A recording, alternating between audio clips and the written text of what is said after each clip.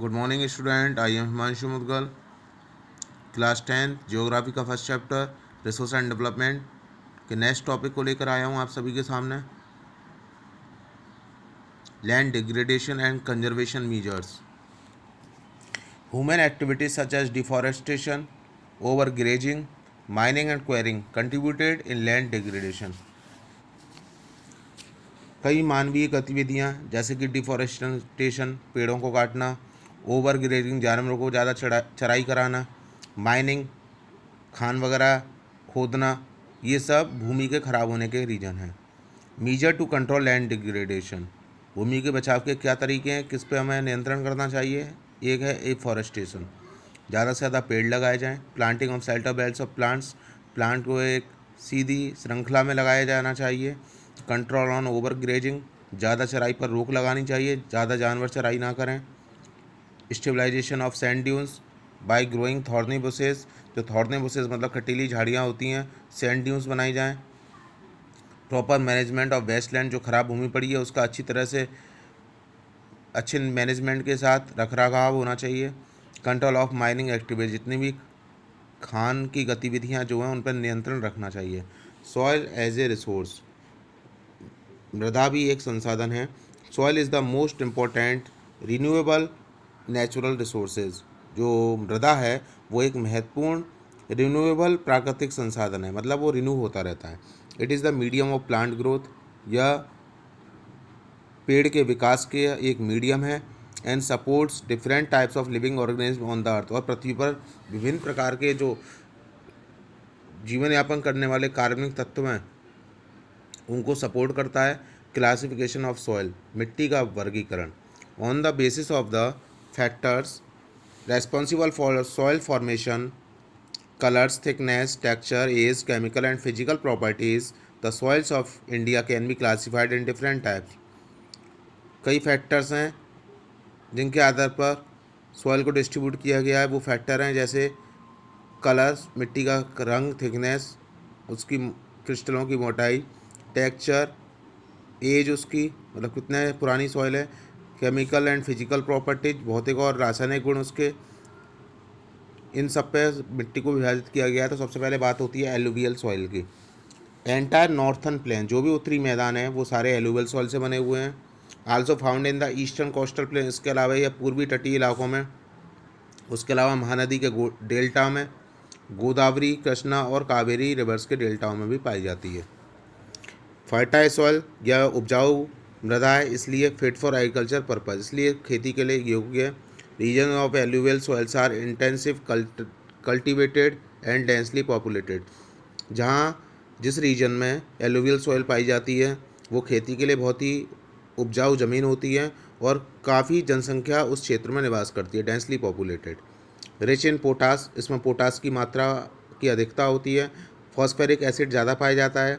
Lime पाया जाता है, which are ideal for the growth of sugar cane, जो कि गन्ने के लिए उपयोगी है, पैडी के लिए, धान के लिए, गेहूँ के लिए, और उसके अलावा अन्य जो खाने योग्य फसलें होती हैं या दाल होती हैं उनके लिए एलुवियल सॉइल बहुत उपजाऊ है। नेक्स्ट बात करते हैं हम ब्लैक सॉइल की। Black in colour, black soil जो होती है वो कलर में कैसी होती है, ब्लैक होती है, काली होती है। And also known as regur soil, उसको रेगर सॉइल के नाम से भी जाना जाता है। आइडियल फॉर ग्रोइंग कॉटन, या कॉटन उगाने के लिए बहुत उपयुक्त होती है। Is also known as black cotton soil, इसी कारण कॉटन उगाने के कारण ही इसको ब्लैक कॉटन सॉइल भी बोला जाता है। Found in the plateaus of Maharashtra, ये महाराष्ट्र के पठार में, सौराष्ट्र में, मालवा में, मध्य प्रदेश में, छत्तीसगढ़ में, उसके अलावा गोदावरी और कृष्णा नदी की घाटियों में भी पाई जाती है। Made up of extremely fine clay material, इसमें जो क्ले मटेरियल पाया जाता है वो काफ़ी अच्छा होता है। Well known for their capacity to hold moisture, इसमें नमी को पकड़ने की अच्छी क्वालिटी होती है। इसमें calcium carbonate, magnesium, potash and lime की अधिकता प्रचुरता पाई जाती है। नेक्स्ट बात करते हैं हम red and yellow soil. Found in the areas of low rainfall in the eastern and southern part of the Deccan प्लेटू, ये दक्षिणी पठार के पूर्वी और दक्षिणी हिस्सों में जहाँ वर्षा कम होती है उन क्षेत्रों में पाई जाती है। Also found in parts of Odisha, Chhattisgarh, southern parts of the middle Ganga plain and along the piedmont zone of the western Ghat, यह उड़ीसा, छत्तीसगढ़, दक्षिणी हिस्से गंगा मैदान के, उसके अलावा जो पश्चिमी घाट का पीडमोंट जोन है वहाँ भी ये पाई जाती है। डेवलप है रेडिश कलर, इससे एक भूरा कलर डेवलप होता है क्योंकि इसमें आयरन की प्रचुरता पाई जाती है। मेटामॉर्फिक रॉक्स इन्हीं से निकलती हैं। Laterite soil develop in areas with high temperature, यह उस एरिया में होती है जहाँ तापमान बहुत अधिक होता है और वर्षा ज़्यादा होती है। यह कर्नाटका, केरला, तमिलनाडु, मध्य प्रदेश और उड़ीसा और असम के पहाड़ी इलाकों में पाई जाती है। सस्टेनेबल फॉर कल्टीवेशन, यह खेती के लिए उपयुक्त होती है। And adequate doses of manures and fertilizer, उसके अलावा फर्टिलाइज़र वगैरह के लिए भी उपयुक्त होती है, खाद वगैरह के लिए, उर्वरकों के लिए। लो हुमस कंटेंट बिकम डिकम्पोजर्स, इसमें हुमस की मात्रा बहुत कम होती है और इसमें लाइक जैसे बैक्टीरिया वगैरह हुए वो ज़्यादा तापमान के कारण नष्ट हो जाते हैं। एरिड सॉइल की बात करते हैं। Found in the western parts of Rajasthan, या राजस्थान के पश्चिमी हिस्से में पाई जाती है।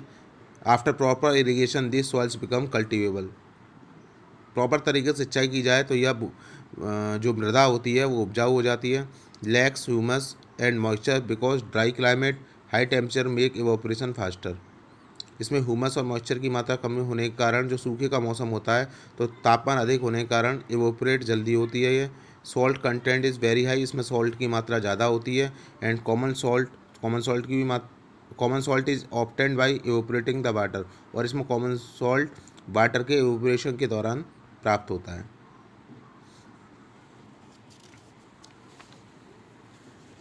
Forest soil found in the hilly and mountainous areas, यह पर्वतीय इलाकों में पाई जाती है। वेयर सफिशिएंट रेन फॉरेस्ट, जहाँ रेन फॉरेस्ट प्रचुर मात्रा में उपलब्ध है।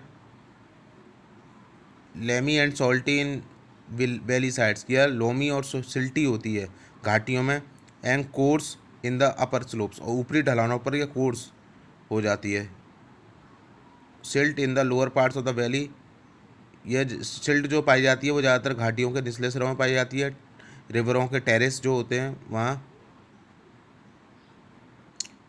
सॉइल इरेजन एंड सॉइल कंजर्वेशन, मृदा अपरदन क्या होता है और उसको बचाने के तरीके। नेचुरल वेज ऑफ सॉइल इरेजन, जो मुख्य तरीके हैं प्राकृतिक तरीके सॉइल इरेजन के वो हैं विंड, हवा के द्वारा परत मिट्टी की हट जाती है। Glacier and water lead to soil erosion, ऊपर से जो ग्लेशियरों से पानी पिघल के जो आता है वो मृदा की ऊपरी परत को बहा ले जाता है। ह्यूमन एक्टिविटीज़, मानवीय जो गतिविधियाँ हैं जैसे डिफॉरेस्टेशन, पेड़ों को काटना, ओवरग्रेजिंग, ज़्यादा चराई कराना, कंस्ट्रक्शन का कार्य हुआ, माइनिंग एक्टिविटी हुई, ये सॉइल इरेजन के मुख्य रीजन है। मीजर्स टू कंट्रोल सॉइल इरेजन को कैसे कंट्रोल करना चाहिए। स्ट्रिप क्रॉपिंग करनी चाहिए। प्लांटिंग सेटल बेड्स, एक ही लाइन में प्लांट लगाने जाने चाहिए। इन द हिली एरियाज, पहाड़ी इलाकों में यूजिंग काउंटर प्लानिंग यूज करनी चाहिए। और टेरेस फार्मिंग। जियोग्राफी का first chapter resource and development का एंड यहीं होता है। स्टूडेंट्स, मेरी वीडियो को ज़्यादा से ज़्यादा लाइक करें, शेयर करें, सब्सक्राइब करें और बेल आइकन को दबाएं, जिससे कि आने वाली वीडियोस के नोटिफिकेशन आपको अपने आप ही प्राप्त होते रहें। Thank you, have a nice day.